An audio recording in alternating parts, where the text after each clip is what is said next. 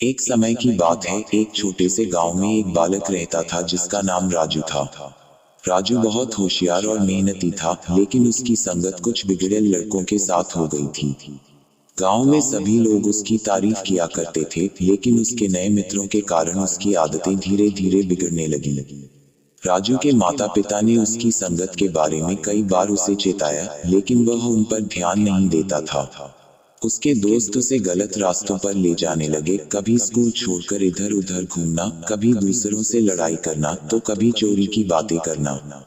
राजू को ये सब अब सामान्य लगने लगा था। एक दिन गांव के बुजुर्ग संत ने राजू को देखा और उसकी स्थिति को समझा। उन्होंने राजू को अपने पास बुलाया और उसे एक अनोखी शिक्षा दी।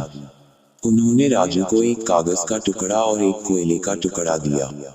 संत ने कहा, बेटा, इस सफेद कागज को इस कोयले के पास रखो और कुछ देर बाद देखो क्या होता है। राजू ने वैसा ही किया। थोड़ी देर बाद जब उसने कागज उठाया तो उस पर काले धब्बे पड़ चुके थे। संत ने समझाया, बेटा, संगत का भी यही असर होता है। जैसे सफेद कागज कोयले के पास रखकर काला हो जाता है, वैसे ही अगर तुम बुरी संगत में रहोगे तो तुम्हारा भी चरित्र और जीवन वैसा ही हो जाएगा। राजू को संत की बात समझ में आ गई। उसने उसी दिन से ठान लिया कि वह अपनी संगत को बदलेगा। उसने अपने पुराने बुरे मित्रों से दूरी बनाकर गांव के अच्छे और समझदार बच्चों के साथ दोस्ती करना शुरू कर दिया। धीरे धीरे उसकी आदतें फिर से सुधरने लगी और वह फिर से गांव के लोगों के बीच अपनी पुरानी इज्जत पाने लगा। राजू के जीवन में परिवर्तन धीरे धीरे स्पष्ट दिखने लगा था। उसके माता पिता उसकी इस नई दिशा से बहुत खुश थे। अब वह अपने समय का सदुपयोग पढ़ाई, खेल और अच्छे कार्यों में करने लगा था। गांव में उसका आदर और सम्मान फिर से बढ़ने लगा था। उसने अपने जीवन में एक नई शुरुआत की थी, लेकिन असली परीक्षा तब आई जब पुराने दोस्त उसे वापस अपनी ओर खींचने की कोशिश करने लगे। एक दिन जब राजू स्कूल से लौट रहा था, उसके पुराने मित्र रास्ते में मिले। उन्होंने उसे जोर जोर से बुलाया और कहा, अरे राजू, तुम हमें भूल गए क्या? चलो आज मस्ती करते हैं। हम सब मिलकर एक मजेदार योजना बनाएंगे। राजू ने एक पल के लिए सोचा। उसे संत की बातें याद आई और उसने अपने मन में ठान लिया कि वह अब वापस बुरी संगत में नहीं जाएगा। उसने अपने दोस्तों से शांतिपूर्ण तरीके से कहा, मुझे माफ करना दोस्तों, लेकिन अब मैं अपने जीवन को सही रास्ते पर ले जाना चाहता हूँ। हमें अपने समय का सदुपयोग करना चाहिए। उसके मित्र पहले तो उसका मजाक उड़ाने लगे, लेकिन राजू ने ध्यान नहीं दिया। वह उन्हें समझाने की कोशिश करने लगा कि जीवन में अनुशासन और मेहनत ही सफलता की कुंजी है। उसके एक पुराने मित्र मोहन, जो सबसे ज्यादा शरारती था, उसे चिढ़ाते हुए बोला, तुम अब बहुत बड़े विद्वान बन गए हो क्या? देखो, दोस्ती निभाओ और चलो हमारे साथ। राजू ने मोहन की आंखों में देखा और गंभीरता से कहा, मोहन, दोस्ती का मतलब यह नहीं है कि हम एक दूसरे को गलत रास्ते पर ले जाएं। सच्ची दोस्ती वही होती है जो हमें सही रास्ते पर ले जाए, जो हमें अच्छा इंसान बनाए।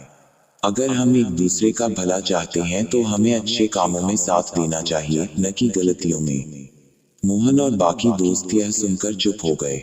राजू की बातें उनके दिल में उतर रही थीं। मोहन ने पहली बार महसूस किया कि राजू की सोच कितनी बदल गई है। उसने सोचा कि शायद राजू ठीक कह रहा है। धीरे धीरे मोहन और बाकी दोस्तों ने भी महसूस किया कि राजू की तरह उन्हें भी अपने जीवन में बदलाव की जरूरत है। कुछ दिनों बाद राजू के इन पुराने दोस्तों ने भी अपनी बुरी आदतें छोड़ दी और राजू से प्रेरित होकर स्कूल में ध्यान देने लगे। राजू ने अपने दोस्तों की मदद की और उन्हें भी सही मार्ग दिखाने की कोशिश की। अब गांव के लोग राजू को एक आदर्श बालक मानने लगे थे और उसके साथ उसके दोस्तों को भी सम्मान मिलने लगा। राजू की कहानी पूरे गांव में फैल गई। गांव के बुजुर्ग संत ने जब यह सुना तो उन्हें बहुत खुशी हुई। उन्होंने एक दिन राजू को बुलाकर कहा, बेटा, तुमने यह सिद्ध कर दिया कि अगर इंसान ठान ले तो वह न केवल अपने जीवन को बदल सकता है, बल्कि दूसरों के जीवन में भी सकारात्मक परिवर्तन ला सकता है। तुम्हारी मेहनत और अच्छी संगत का प्रभाव अब पूरे गांव में दिख रहा है। राजू ने विनम्रता से कहा, यह सब आपकी दी हुई सीख का नतीजा है। अगर आपने मुझे सही समय पर चेतावनी नहीं दी होती तो शायद मैं भी गलत रास्ते पर चला जाता। संत ने मुस्कुराते हुए कहा, सीख वही सफल होती है जो अमल में लाई जाए और तुमने इसे अपने जीवन में उतारा है। अब तुम्हारा कर्तव्य है कि तुम औरों को भी सिखाओ और उन्हें सही मार्ग दिखाओ। राजू ने संत की बात को गांठ बांध लिया। उसने ठान लिया कि वह अपने गांव के बच्चों और युवाओं को सही रास्ते पर चलने के लिए प्रेरित करेगा।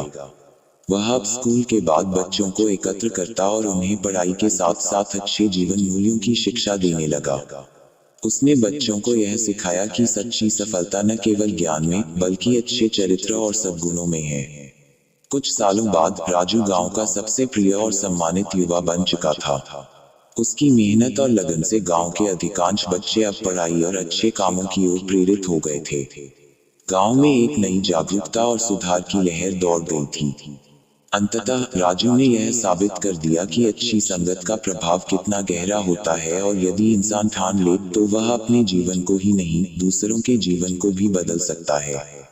राजू की कहानी ने न केवल गांव के बच्चों को प्रेरित किया बल्कि उसके परिवार और बुजुर्गों को भी गर्व महसूस कराया। वह अब केवल एक बच्चा नहीं रहा था बल्कि एक आदर्श युवा नेता के रूप में उभर रहा था। उसके द्वारा दिए गए जीवन के मूल्यों ने पूरे गांव में सकारात्मक बदलाव लाए थे। लेकिन अब उसकी जिम्मेदारी और भी बढ़ने वाली थी। गांव के पास के शहर में एक बड़ा स्कूल खोला जा रहा था जहां ग्रामीण बच्चों के लिए बेहतर शिक्षा की सुविधा दी जानी थी। इस स्कूल के उद्घाटन के समय गांव के प्रमुख और शहर के अधिकारियों ने राजू को विशेष अतिथि के रूप में बुलाया। राजू ने इस अवसर पर अपने अनुभव और जीवन की सीख को साझा करने का मौका पाया। उसने अपने भाषण में कहा, शिक्षा केवल किताबों से प्राप्त ज्ञान नहीं है। असली शिक्षा वह है जो हमें सही और गलत में फर्क करना सिखाती है, हमें अच्छे इंसान बनाती है। यह हम पर निर्भर है कि हम किस रास्ते पर चलना चुनते हैं, सही या गलत। अच्छी संगत हमें सच्चाई और मेहनत के मार्ग पर ले जाती है, जबकि बुरी संगत हमें उस गहरे अंधकार की ओर धकेल देती है जहां से लौटना मुश्किल होता है। उसकी बातें सुनकर वहां उपस्थित सभी लोग प्रभावित हुए।